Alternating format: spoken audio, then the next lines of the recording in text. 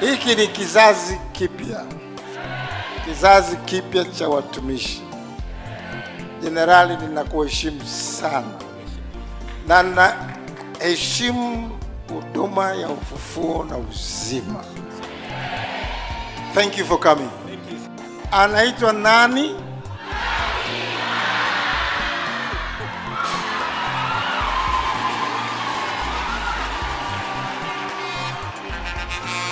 Mtumishi wa Mungu huyu amekuwa faraja kwangu kwa miaka mingi. Nikitaka faraja, basi napata faraja kwake. Ni mtumishi wa Mungu wa thamani, na hivyo tunakwenda kupokea salamu zake za thamani. Karibu Jenerali Josephat Gwajima.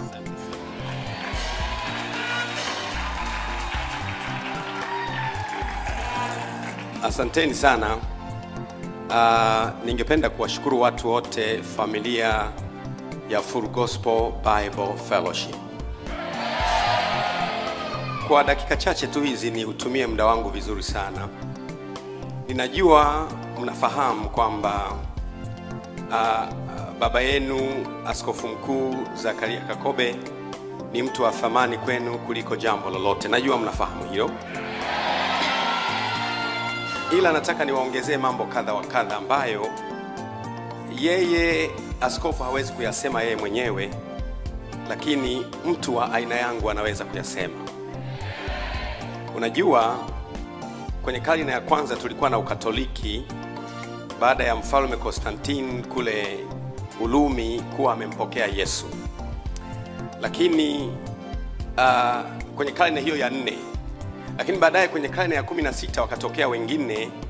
Akatokea Martin Luther, ni binadamu ambaye alikuwa ni padiri wa kanisa Katoliki. Akatoka ndani ya Ukatoliki baada ya kugundua mambo kadha wa kadha hayakuwa sawa. Kwa hiyo likaanza dhehebu la waliokuwa wanamfuata, likaitwa kwa jina lake. Yeye alikuwa anaitwa Martin Luther. Kwa hiyo wote waliomfuata kwenye karne ya 16 wakaitwa Lutheran. Ndio maana tuna madhehebu ya Lutheran leo na madhehebu mengine yasiyo Katoliki. Kwa hiyo karne ya 16 na ya 17 zinaitwa karne za Reformation, za mabadiliko, ambapo watu walikuwa wanaijua kweli, wanatoka kwenye giza wanamwendea Mungu kwa wakati wa matengenezo. Baadaye muda umeendelea, kwenye karne ya 19 hiyo kukawa na uamsho huko Marekani, Azusa Street. Kwa hiyo tukapata wamishonari wengine walioleta Ukristo Tanzania.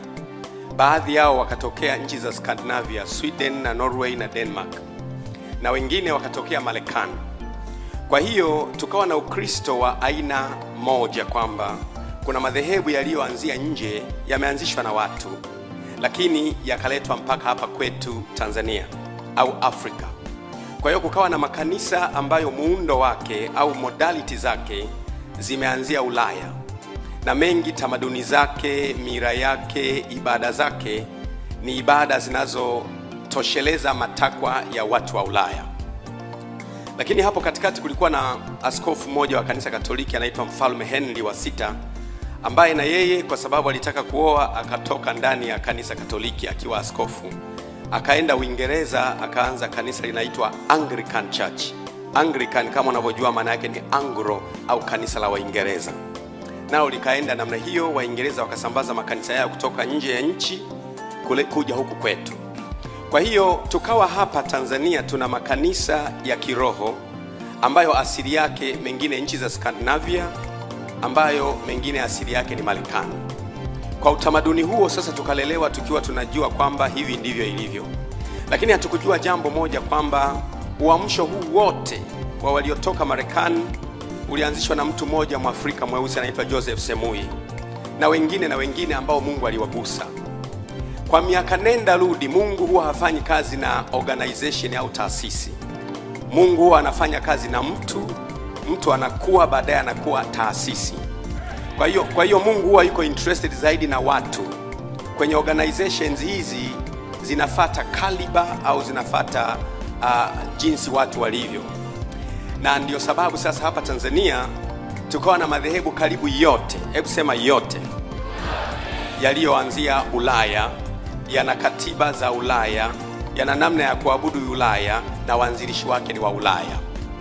Lakini baadhi ya miaka sasa Mungu akamwinua Askofu Zakaria Kakobe hapa kwetu Tanzania.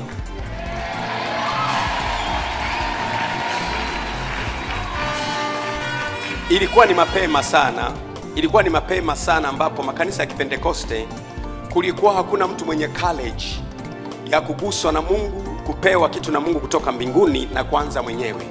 It was too fearful because we just believed that good things comes from America. Na ilikuwa ngumu sana kwa mtu kuanza. Basi mtumishi wa Mungu akaguswa na Mungu akaanza, wakati wa giza kubwa sana. Wakati ambao madhehebu yaliyokuwa yameanzia hapa, sihitaji kuyataja, yalikuwa yanaona kana kwamba wanaoanzia ndani ya Tanzania ni tishio kwao. Kwa hiyo wakaitwa mara wana mashetani, mara ni free masonry, mara wanafanya miujiza kwa kutumia nguvu za giza. Hiyo ilikuwa ni hofu ya madhehebu yaliyokuwa yameanzia nje ya nchi, yakihisi kwamba kinachotokea nje ya nchi ni bora kuliko kinachotokea hapa. Kwa hiyo mtumishi wa Mungu akawa ni mtu wa kwanza kati ya walio hapa Tanzania kuanza sasa kuguswa na Mungu kuanzia hapa. Walikuwepo wengi ambao waliguswa, lakini it takes a courage. Inagharimu moyo wa simba. Unajua kuna magari, kuna Land Cruiser, kuna Hummer, kuna Chevy, kuna Range Rover, lakini pia kuna bulldozer. Bulldozer zinatangulia kwanza mbele kuchonga barabara, kufanya barabara iwe safi. Baadaye mkiziona Land Cruiser zinakimbia, mnasifia Land Cruiser. Kila mahala ambapo pana barabara kuna doza lilipita wakati fulani likatengeneza njia. Kwa hiyo askofu wangu ndiye doza aliyepita kutengeneza njia ya Upentekoste Tanzania, na Wapentekoste wakapata college ya kuanzia hapa na kusonga mbele. Amesema rafiki yangu Mtume Mwingila hapa kwamba alikwenda yeye kule elimu kwa njia ya posta, akamkuta anahubiri injili yeye akiwa Mluteli. Unaona ukweli wenyewe. Mimi nilipokuja Dar es Salaam hapa nilikuta tayari kazi inaendelea. Lakini kwa kuwa nilikuwa nimeshasikia kuna mtu mmoja ambaye ametengeneza barabara katikati ya maji, amechonga njia katikati ya jangwa, ametoa maji mahala ambapo kwa asili maji hayapatikani, amelazimika samaki wakapatikana muda ambao si wa kuvua samaki. Nikasema ni muhimu nimuone mtu yule. Nikaja nikamuona, nikajifunza kwake mambo kadha wa kadha. Na kwa namna hiyo alipochukua yeye ujasiri wa kuandikisha huduma yake imekuwa ni kati za huduma za kwanza zinazoanzia Tanzania kusajiliwa, na ikawa na makanisa pote Tanzania. Kupitia hiyo watu wengine wakashika kasi. Askofu wangu, Askofu Gamanywa, alikuwa naye anafanya kazi vizuri sana. Wakati nafika mimi Dar es Salaam, kanisa letu lilikuwa chini ya Askofu Gamanywa, naye muona huyu. Alikuwa mtu mzuri sana. Alitu accommodate vizuri. He was just good. Unavotuona tuko hivi, we are simply one. Tuko pamoja kwa namna tofauti na kazi yetu ni moja. Nilichotaka mimi kuwatia moyo watu wa hapa kwamba huwezi kutambua thamani ya vitu unless vimetolewa kwako, vikitoka kwako. Ninawaomba msiwe wajinga kiasi hicho. Askofu Zakaria Kakobe alichonga njia katikati ya giza kabisa, na baadaye huduma nyingi zikaanza kusajiliwa. Mtumishi wa Mungu Mwingila akasajili huduma ya kwake, nayo imekuwa imeijaza Tanzania. Mtumishi wa Mungu Gamanywa akasajili huduma ya kwake, nayo ikaijaza Tanzania. Mtumishi wa Mungu Maboya naye akasajili huduma ya kwake, ikaijaza Tanzania. Fernandez naye akasajili huduma wakaijaza Tanzania.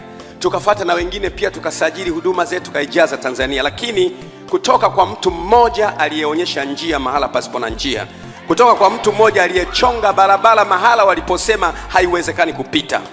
Nataka niwatie moyo, mna baba wa thamani kuliko mnavyofikiria.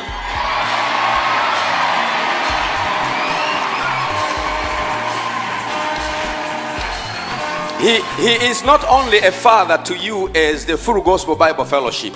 He is also a father of other ministries around the world and around Tanzania. Ni baba wa watu wengi sana.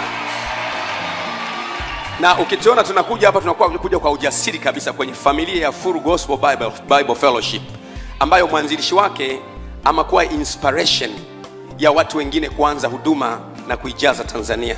Niwaombe kwamba mlinde sana hiki kitu cha thamani ambacho kimeanzia hapa kwetu Tanzania na kimeleta uvuvio wa Tanzania wengine waliokuwa na hofu ya kuanzia Tanzania. Sikiliza vizuri, kila huduma unayoiona imeanzwa na mtu. Kanisa Katoliki limeanza Konstantini mfalme wa Urumi alipoamua kuwa Mkristo. Kanisa la Lutheran limeanza Martin Luther padiri alipoamua kuondoka na kuanza Lutheran. Kanisa la Anglikana limeanza pale mfalme Henry wa sita alipoamua kuondoka na kwenda kuanza Uingereza. Kanisa la Mennonite limeanza Simon Meno alipoanza. Kanisa la Moravian limeanza Moravian alipoanza. Ni watu wameanza, wanageuka baadaye kuwa taasisi. Ndivyo ilivyoanza Full Gospel, imeanza na mtu mmoja, askofu baba yetu pamoja na mke wake. Baadaye wamegeuka, wamekuwa taasisi kubwa, wamekuwa lile jiwe kubwa, limekuwa kubwa na limeijaza Tanzania. Watu wa Full Gospel Bible Fellowship, tunzeni hiki kitu cha thamani mlicho nacho, songeni mbele. Mkiona maji, songa mbele. Mkiona milima, songa mbele. Mkiona mapoli, fyeka, songa mbele. Kuna mambo makuu mbele kuliko kule tulikotoka. Mungu awabariki sana. Asante sana.